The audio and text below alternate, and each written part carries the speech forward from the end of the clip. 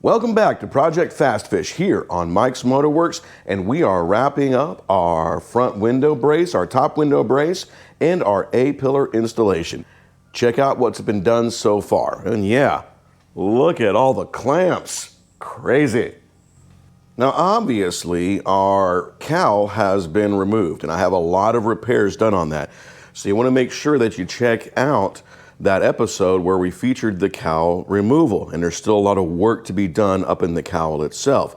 Now, does the cowl have to be removed in order to get the forward or the A-pillar tops out?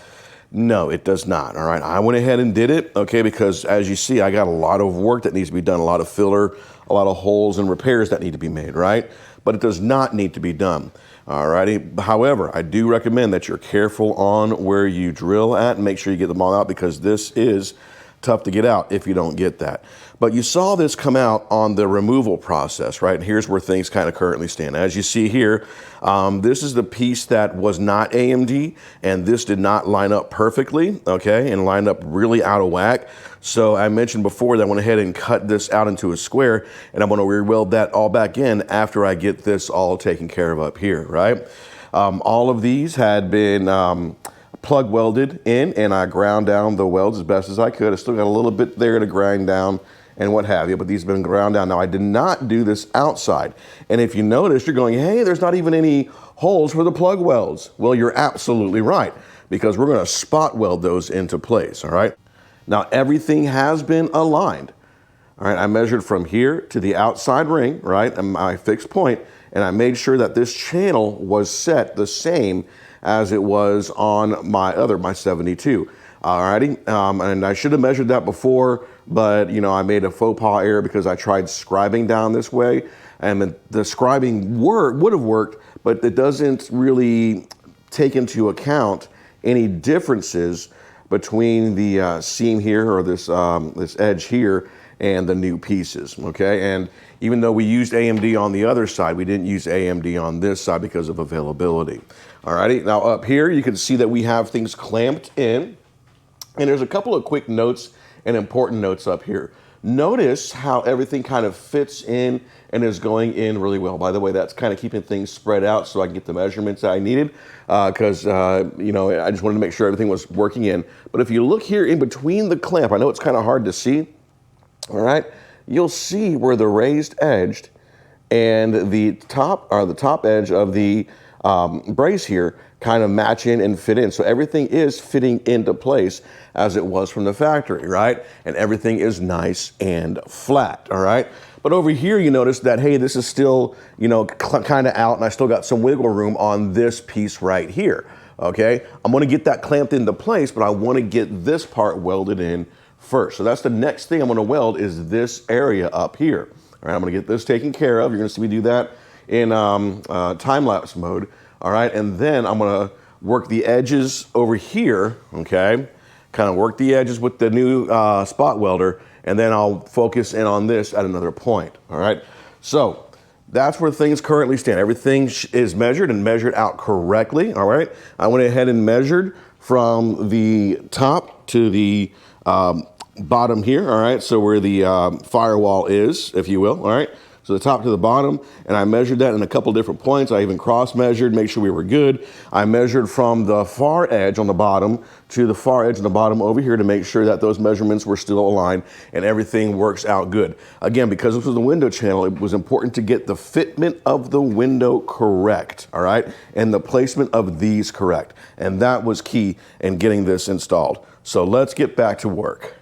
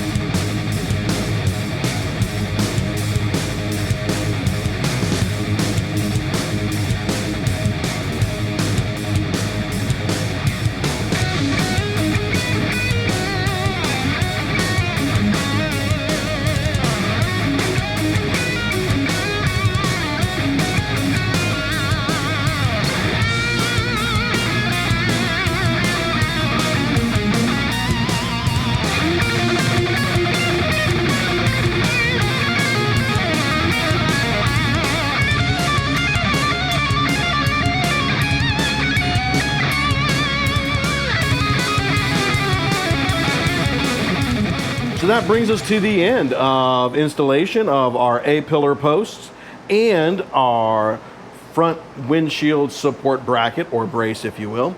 And of course you saw me put that on the A-pillar on the bottom here. Now if you're wondering, why did I go through all that extra welding and all those extra steps and why did you weld so fast? Well, there's two reasons, right? If you watched the previous episode, you saw that the AMD piece fit a whole lot better than this off-brand piece here, okay?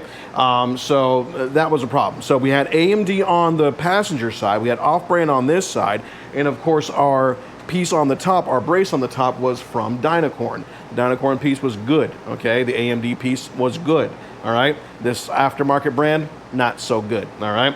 So what I had to do is I had to cut that lower bracket off to make it fit in there, okay, so I could see those holes, okay? You want, because those are important holes. That's where the hinges lie for the doors, all right? So I couldn't have those covered up, all right, for obvious reasons, okay? So that caused me to go ahead and weld those. And of course I had one cold spot weld, so I had to go back through and fix that, you know. And yeah, you know, I went kind of fast. Should I have done a little bit slower with slower 1-inch tacks and what have you? Yes, okay? If you're going to see that portion, okay? That is an area that's covered by two different panels. You have the panel for the, of course, the front fender and the door itself, okay? Are people going to see it? Maybe, all right, but that's with a little bit of grinding and so on and so forth. And I think as fast as I went there and as many pieces that are sandwiched there, there wasn't a real big problem with the amount of waviness in there. I think I'm okay with that, all righty?